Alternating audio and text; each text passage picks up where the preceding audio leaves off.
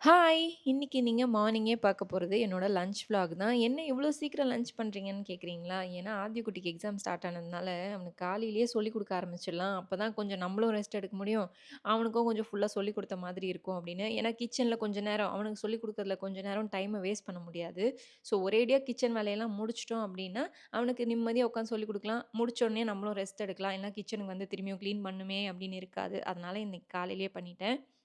என்ன பண்ணேன்னா, தரப்பசலையில வந்து கடைஞ்சிட்டு, கொஞ்சமா வந்து காராமணி இருந்தது. அத நல்லா காரமா பொரியல் பண்ணிட்டு, ஆதியாக்கு காரம் இல்லாம ஒரு சின்ன பொரியல் பண்ணிட்டேன்.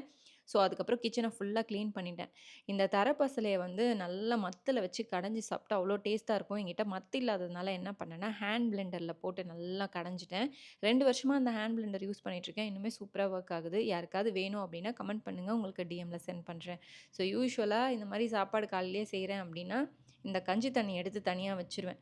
ஸோ, அது வந்து கொஞ்சம் ஸ்ட்ரென்த்து தரும். அத குடிச்சு முடிச்சுட்டு தான் அதுக்கப்புறம் போய் பாத்திரத்தலாம் நல்லா தேய்ச்சு நல்லா கிளீன் பண்ணிருவேன். ஸோ, இன்னைக்கும் அதே தான் பண்ணேன். நான் குடிக்கிறத பார்த்து ஆத்யாவும் கேட்டாங்க, ராகுலும் கேட்டாங்க. அதனால 2 பேருக்கும் எக்ஸ்ட்ராவா போட்டு வச்சுட்டேன். சாப்பாடு, அதுக்கப்புறம் கீரை, அப்புறம் காராமணி பொரியல் எக்ஸ்ட்ராவா ஒரு பொரியல் பண்ணி எல்லாம் ரெடி ஆயிடுச்சு. எனக்கு மட்டும் கொஞ்சம் தயிர் போட்டு வச்சுக்கிட்டேன். ஏன்னா, இவங்க 2 பேருமே சாப்பிட மாட்டாங்க.